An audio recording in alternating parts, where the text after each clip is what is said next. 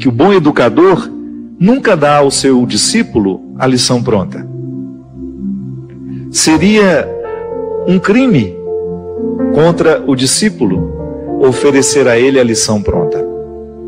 O mestre dá a certeza de sua presença para retirar alguma dúvida, para poder ajudar a dissolver aquilo que está atrapalhando e prejudicando o aprendizado, mas em alguns momentos o discípulo terá de conviver com a sua solidão. O mestre se cala e se recusa a dar a resposta que nós tanto buscamos. Não é assim na vida? Há respostas que Deus só pode nos responder através do silêncio dele. Isso é mão de Deus também nos sustentando. Que às vezes a gente tem a ilusão, e isso é fruto de uma visão ingênua. Infelizmente, o discurso religioso ao longo da nossa vida pode nos colocar visões ingênuas de que Deus vai fazer tudo por nós, de que Deus faz isso, que Deus faz aquilo. Tá certo? Nós temos o direito de acreditar na proteção divina. Mas nós não estamos desobrigados de fazer a nossa parte. Porque é uma questão de sabedoria, de maturidade. O pai faz isso com o filho, a mãe faz isso com o filho.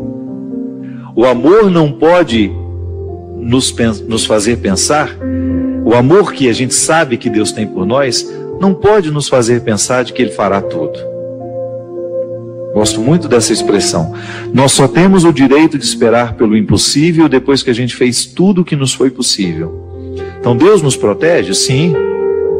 Mas Ele também pede que eu faça a minha parte nessa proteção.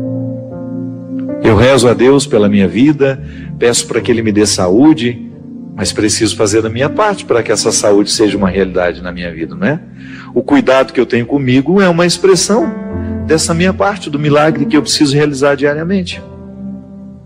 Então, às vezes eu identifico a mão de Deus estando presente na minha história, mas não me segurando como eu acho que segura. Sim, alguns desamparos são importantes demais no nosso processo humano. Seria muito interessante se a gente aprendesse isso desde o berço, mas infelizmente não. Então nunca é tarde para a gente aprender. A desproteção que às vezes nós sentimos na vida também é a mão de Deus, porque aquele que ama desprotege. Para que você fique exposto àquilo que você precisa viver e experimentar, sozinho. A presença dele sempre nos olhando, sempre nos orientando, porque isso é muito interessante. Quanto mais a gente cresce, quanto mais a gente amadurece na nossa experiência com Deus, maior é a capacidade que a gente tem de ouvir e compreender a voz dele na nossa história. Então, Deus me protege assim, mesmo quando ele está distante, sabe? Não é que ele fica distante, é que nós nos sentimos por causa das situações da vida. O contexto desfavorece perceber essa presença intensa na nossa vida. Então, aquele momento de desconsolo, ah, meu Deus, parece que eu estou abandonado pelo Senhor. Não é não. Esse desconsolo faz parte dessa proteção dele na nossa vida. Porque quem ama sabe muito bem que o amor também precisa passar pela dura experiência da desproteção. Porque excesso de amor desprotege. Não é assim que funciona? Quando uma pessoa é excessivamente protegida, no fundo, no contrário de tudo isso, existe uma desproteção, porque aquela pessoa não consegue amadurecer. Então ela vai ser eternamente ingênua, vai ficar eternamente acreditando que ela está dentro de um conto de fadas, e a vida não é um conto de fadas. Então acreditar na proteção de Deus não nos dá o direito de pensar que Deus fará tudo por nós, que caminhará por nós. Não. Ele vai estar sempre nos fortalecendo à frente dessas batalhas que nós precisamos enfrentar, mas nós estaremos na responsabilidade de realizar a parte que nos cabe. Foi assim com Moisés. Essa música cita Moisés, né? Foi essa mão que ajudou Moisés a dividir o mar em dois. Há nessa passagem uma riqueza muito grande que está em Êxodo. Quando Moisés está apavorado, porque ele retirou o povo do Egito, e saiu na direção dessa terra protegida. Protegida não, prometida. Está vendo? Que também é um pouco protegida, né? A terra prometida seria alcançada, uma promessa que Deus fez a Moisés, desde que ele se encorajasse a retirar aquele povo da escravidão e atravessasse as dificuldades do deserto. Veja que quem já teve a oportunidade de ir a Israel sabe muito bem o que é o deserto. Você entrar naquele deserto para chegar a um lugar que não sabemos onde é, que só está no coração de um homem, como promessa, é uma dificuldade muito grande. E o povo acreditou, foi atrás de Moisés, começou a viver as restrições do deserto, a fome, começou a sentir saudade das cebolas, né? Que no Egito eles comiam cebola. No tempo da escravidão a cebola era o principal alimento. Por isso que às vezes a gente usa a expressão, não fique chorando as cebolas do Egito, não é assim? Você já deve ter escutado essa expressão, quando alguém lhe aconselha para de lamentar o passado. O que é lamentar as cebolas do Egito? É dizer, eu era escravo, mas tinha esse alimento.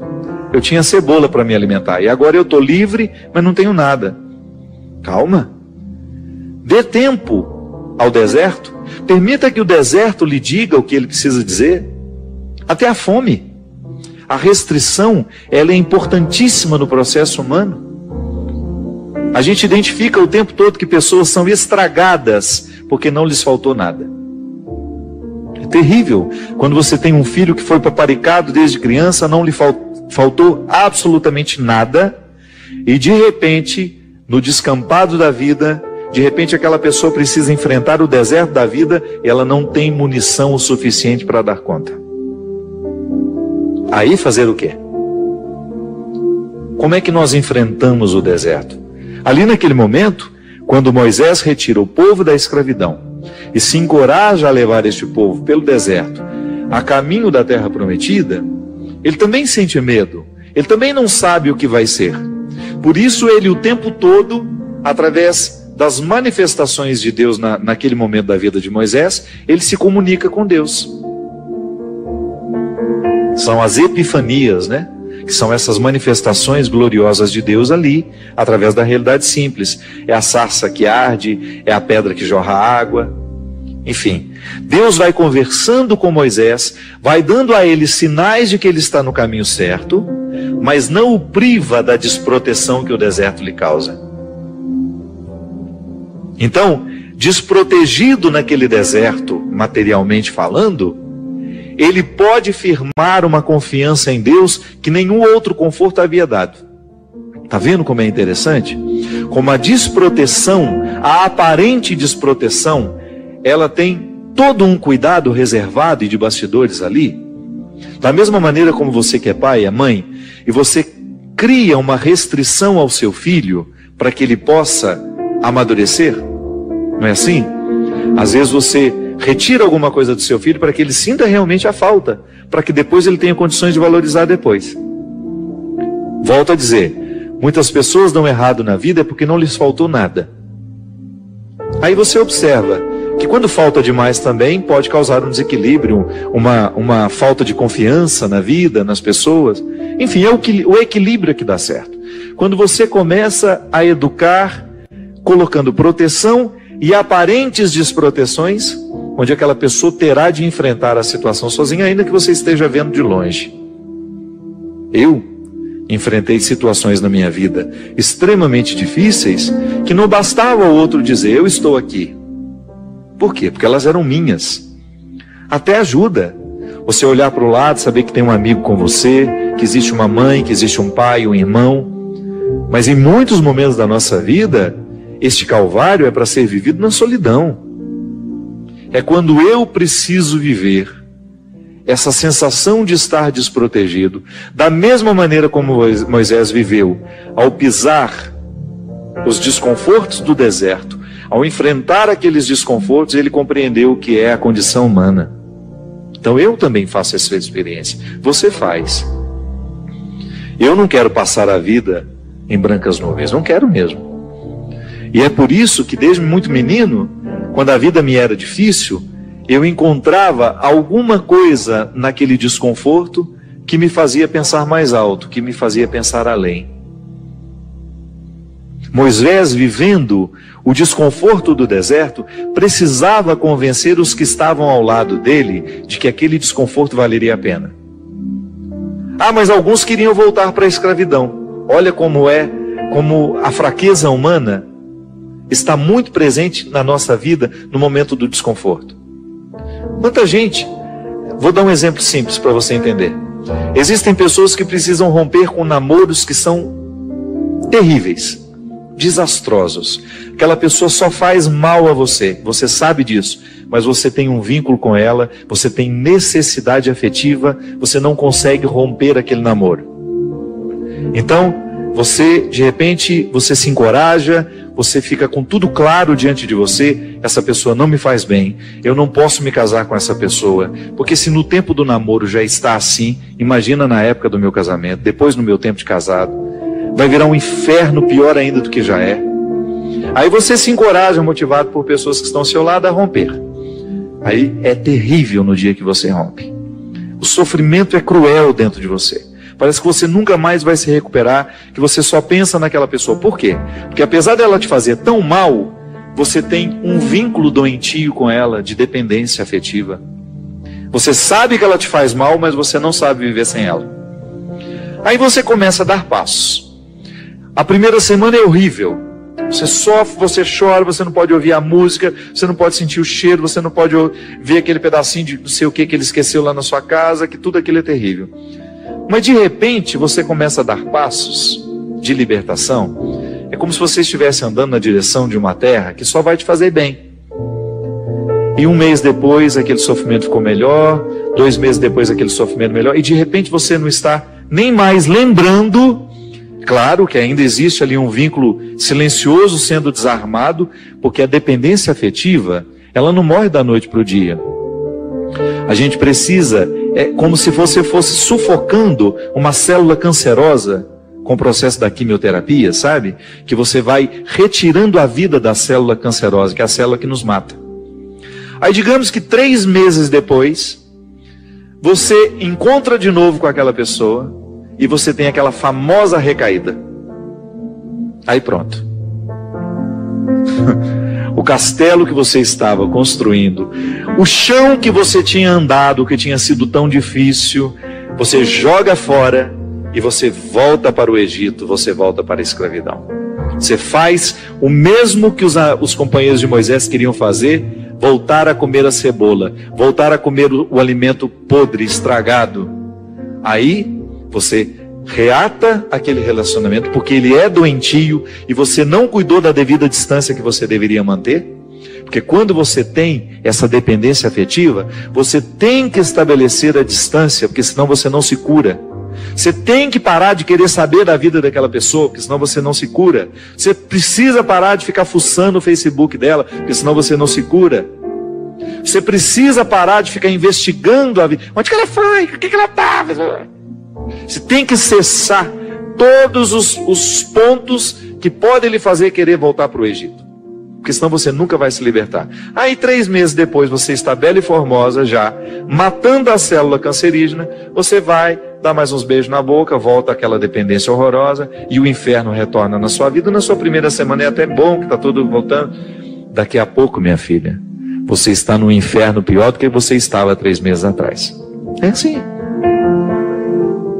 Quando a gente não sabe viver o desconforto que nos edifica, a gente se boicota o tempo todo. É como parar de beber, é como parar de fumar. Você fica sem fumar 1 ano e você comemora porque você parou de jogar aquela toxina cancerígena no seu organismo e de repente você vai lá e acende um cigarro de bobeira e aquele vício volta como se fosse um monstro capaz de te comer inteiro. Pronto. Todo aquele sacrifício que você fez dos primeiros dias sem fumar vão para o saco. Por quê? Todo aquele sacrifício vai para o saco. Por quê? Porque você não foi capaz de viver o desconforto de renunciar.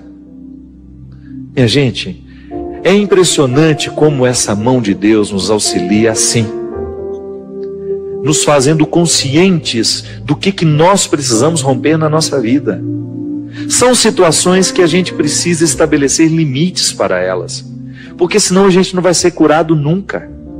A gente vai ficar eternamente doente na fila dos necessitados, chorando e mendigando um pãozinho de bondade do outro, um pãozinho de afeto do outro. Pelo amor de Deus, nós não fomos feitos para isso. Nós não fomos feitos para ficar arrastando dependentes afetivamente dos outros. A gente foi feito para amar. E o amor só tem sentido na nossa vida se for para nos edificar, se for para nos ajudar a atravessar o desconforto do deserto. Caso contrário, ele não faz sentido. Esse pseudo-amor, esse falso amor que às vezes a gente diz sentir um pelo outro, que não nos ajuda nos desconfortos do deserto.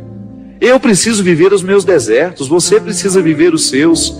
E os verdadeiros amigos são aqueles que reconhecem os desertos que o outro precisa passar e fala: isso mesmo. Vamos passar por esse deserto porque você precisa dele. Agora, a Poliana, ela quer aquela vida feliz, ordenada. Lembra daquela personagem? A Poliana, onde tudo era o jogo do contente, né? Para com isso. Assassine esse instinto infantil que existe dentro de você, que lhe faz ter medo dos desconfortos da vida. O desconforto da vida, quando bem vivido, ele só nos torna melhores. Tira essa máscara de coitadinha que você gruda na sua cara para os outros terem eternamente pena de você. Você só perde tempo na vida assim. Que bobagem! Deus nos segura na nossa mão, é para a gente ter condições de atravessar esse deserto. Não é para ficar recaindo eternamente e voltar a comer as cebolas do Egito, porque a gente teve dó de nós, porque a gente teve dó do outro, não. A caminhada é para frente que se vai. E chega um momento, quando Moisés chega diante de Deus e fala: agora você resolve essa situação, porque eu não sei mais o que fazer. Já construíram um bezerro de ouro no meio do caminho, já arrumaram confusão, já estão adorando até outras situações, então nem lembrando que o Senhor existe. Eles só não voltam porque está longe demais, mas retornam de outra maneira, não retornam na geografia, sabe? Eles não voltam geograficamente porque estava longe já do Egito.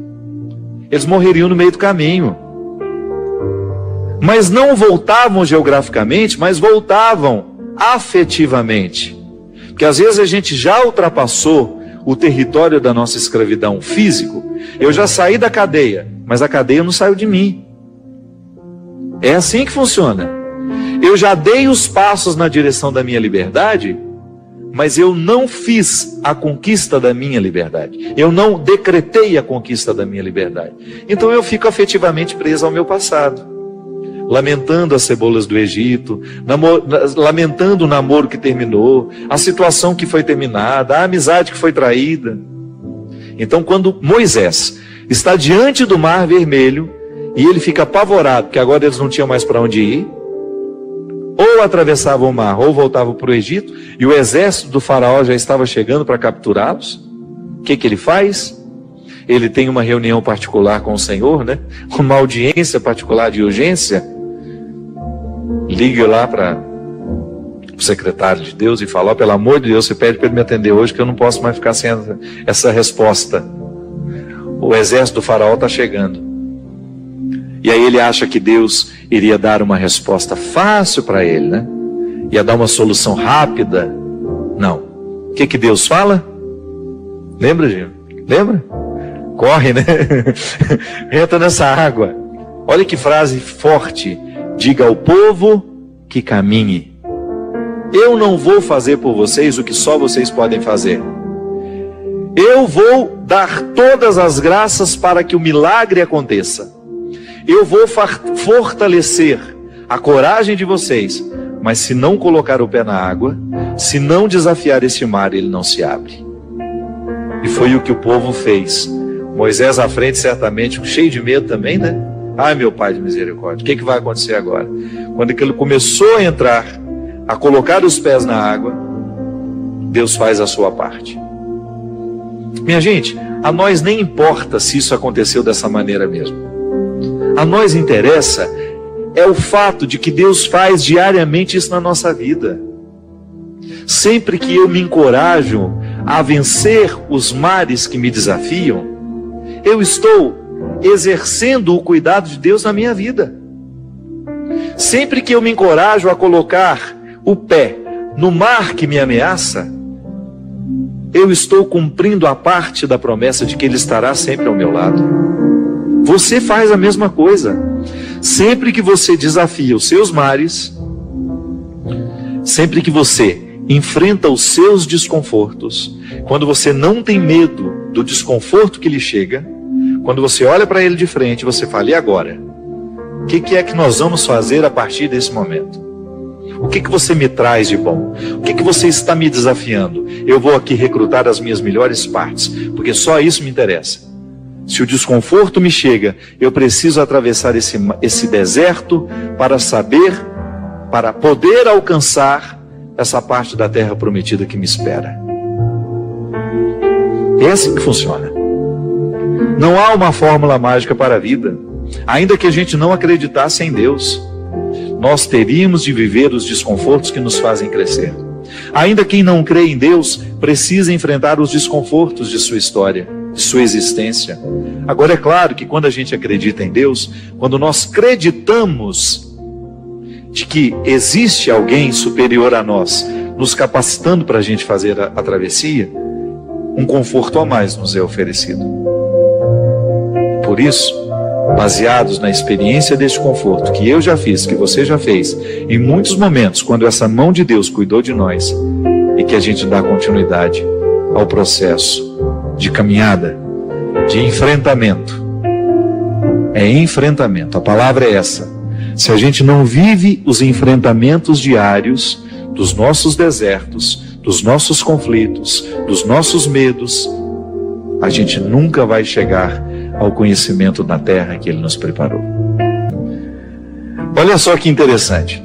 Eu não sabia nem que eu ia falar. Quando eu comecei a cantar a música, eu ia falar da proteção de Deus na nossa vida, mas não sabia que iria desembocar nesse discurso todo da proteção que desprotege, do desconforto da estrada, do deserto, como algo essencial à vida humana, irrenunciável, e que nenhuma visão ingênua religiosa pode nos impedir de compreender a vida assim, né? A dificuldade como um processo natural na nossa vida. E aí, olha o texto que eu tinha preparado para hoje, que está em Mateus 10, versículo 34. Não penseis que eu vim trazer paz à terra. Não vim trazer paz, mas sim a espada. De fato, eu vim pôr uma oposição entre o filho e seu pai, a filha e sua mãe, a nora e sua sogra, de maneira especial. Não, brincadeira, não está escrito isso aqui não. E os inimigos... e os inimigos serão os próprios familiares. Quem ama pai ou mãe mais do que a mim não é digno de mim. E quem ama filho ou filha mais do que a mim não é digno de mim. Quem não toma a sua cruz e não me segue não é digno de mim. Quem buscar a sua vida vai perdê-la, e quem perder a sua vida por causa de mim, a encontrará. Não é São Paulo que está dizendo isso, não é João, é Jesus. É um texto dito pelo próprio Mestre. Olha que interessante, minha gente. Quando você olha, quando você percebe que essa palavra dura de Jesus é para nos ajudar a compreender a crueza da vida mesmo. Ele não veio passar manteiguinha no pão. Ele não veio nos propor moleza. O próprio Cristo nos diz que esta espada que Ele coloca dentro dos nossos relacionamentos é justamente para nos fazer crescer. É para estabelecer bem os papéis. É a experiência do enfrentamento. Isso a gente vai viver a vida inteira. Não pense você que sua relação com sua mãe é uma relação bonita que jamais será questionada. Não, não é assim não. A relação mãe e filha, se você não estabelece esse enfrentamento no momento certo, a paz não chega. Porque fica aquele conflito velado. Não é assim? A mesma coisa na nossa relação dentro de casa, quando você percebe que está existindo um conflito que nunca se resolveu, porque as questões nunca foram colocadas para fora.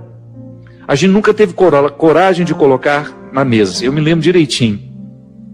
O dia que porque o mineiro tem muita dificuldade de estabelecer um embate com a própria mãe. A mãe é um território sagrado que a gente não tem coragem de questionar, né? E eu me lembro que isso é muito cultural. A gente vem de uma família, de uma estrutura cultural matriarcal, onde a mulher tem um poder muito grande. E eu me lembro direitinho quando me chegou essa consciência, e eu falei com a minha mãe: mãe, eu amo tanto a senhora, mas eu sou também capaz de odiá-la. Aí a gente leva aquele susto, um filho odiar sua mãe. Não o ódio no sentido de querer matar, jogar pela janela, não é isso não. É no sentido de você rejeitar uma série de aspectos da personalidade dela que estão em você e que você assumiu por uma imposição. Quando você identifica que existem aspectos da sua personalidade que são muito parecidas com a da sua mãe e que você rejeita profundamente aquilo que você gostaria de ter o direito de se libertar. Então, mãe, a senhora é um território sagrado, mas eu tenho que ter coragem de reconhecer os excessos que a senhora provocou em mim. Aí, minha gente, parece que uma espada corta o coração dos dois, né? Mas a ressurreição que vem depois, porque você se desobriga, você começa a ter coragem de estabelecer os confrontos com todo o respeito que a mãe precisa e merece. Mãe é um território sagrado que nunca deverá ser desrespeitado, mas pode sim ser contestado na hora certa e do jeito certo. A senhora escolheu viver assim, essa não é a minha escolha. Então a gente precisa continuar se amando, a gente pode estabelecer esse embate e a gente continuar vivendo em um profundo respeito um pelo outro. É assim. Quando Jesus fala que ele trouxe este embate, essa espada, não é para nos separar uns dos outros, não. É para nos unir do jeito certo. Porque às vezes uma união só acontece de verdade depois de muitos conflitos. A gente precisa se livrar das visões ingênuas. Essa pessoa é perfeita. Olha como nosso amor é lindo. Aí isso dura 2, 3 anos até que os príncipes retiram as máscaras e você descobre que aquilo não passa de um rinoceronte que tinha uma carinha bonitinha no primeiro momento e é um monstro capaz de pisotear tudo que você tem de mais sagrado. Então, retiramos a visão ingênua dos nossos relacionamentos e aí você começa a ter, de fato, um terreno palpável onde o amor é possível. Sim, pessoas imperfeitas podem sim se amar e estabelecer relacionamentos muito bonitos, muito edificantes, muito interessantes. Ah, mas então eu a partir de agora vou contestar tudo. Não é assim não, seja sábio. Começa a identificar o que na sua vida precisa ser enfrentamento. Muitas situações não se resolvem, é porque a gente não conta para o outro que aquilo nos incomoda. Mas a gente não faz do jeito certo, porque a gente reclama toda hora. Toda hora a gente reclama, a gente grita, mas a gente não faz o enfrentamento. O enfrentamento é quando você marca a hora, lugar, senta todo mundo na mesa, ou senta você e seu marido e fala: olha, sabe isso que você está fazendo? Isso não é justo comigo, não é justo com seus filhos, e se você não tomar uma decisão, nós agiremos. É igual ser agredido, né? Tem gente que vai se acostumando com a agressão, vai se acostumando com a agressão, vai sendo agredido a vida inteira e se acostuma com a condição de vítima. Não é assim. Não pode ser assim. A gente tem que problematizar aquilo que na vida está nos agredindo. Que às vezes a agressão não é um tapa, não é um chute, não. É uma palavra, é um olhar, é uma postura, é um jeito de interpretar. Então, se eu interpreto o outro como um eterno território onde eu posso manifestar todas as minhas iras, onde eu posso despejar todos os meus excessos, e ele se acostuma a ser isso, eu estou agredindo de maneira muito cruel, tão cruel quanto dar um tapa. Então, se a gente não rompe se a gente não estabelece o enfrentamento que vai romper esse processo que nos adoece, é bem provável que a gente morra sem ter tido a possibilidade de pisar na terra prometida que nós podemos alcançar. Aí Jesus continua: quem ama mais o seu pai e a sua mãe do que a mim não é digno de mim. A gente pode no primeiro momento pensar que Jesus está carente aqui, né? Ah, ele só quer o amor todo para ele. Não, isso também é visão ingênua. Vamos superar essas visões ingênuas. Aqui, o amor que Jesus está falando refere-se a capacidade de nós tomarmos tudo que ele nos ensina e colocar isso muito mais importante como aquilo que meu pai e minha mãe me ensinou. Que meu pai e minha mãe, por serem marcados pelo pecado, me ensina muita coisa errada. Ah, mas me ensina muita coisa errada. Com o próprio exemplo dele dentro de casa. Quantos de nós, você que está me assistindo, pode dizer isso? Quantas coisas erradas na vida você viu dentro da sua casa? E não precisa ir muito longe para ver a perdição do mundo. Às vezes está ali dentro, com uma falta de testemunho, com uma falta de honestidade, com uma falta de verdade. Os vícios que nós criticamos tanto dentro, que estão presentes pelo mundo afora, às vezes estão aqui dentro da nossa casa, do nosso lado, sendo promovidos por pessoas que nos amam e dando exemplo aos filhos que estão crescendo. Os nossos lares precisam de conversão, sim, minha gente. Então, quando Jesus fala, quem ama mais o seu pai e sua mãe do que a mim, não é digno do meu reino. Por quê? Porque não pode chegar ao reino aquele que não está convencido, tocado, modificado pela mente de Cristo. É cristianismo. É a mente de Cristo na minha. É o pensar de Cristo no meu. Ah, mas isso parece uma dependência horrível, é? Se você quiser olhar como uma dependência, mas é uma dependência que só me faz bem. Porque não tem uma palavra de Jesus, não tem um só conselho que ele tenha deixado que se oponha à minha felicidade.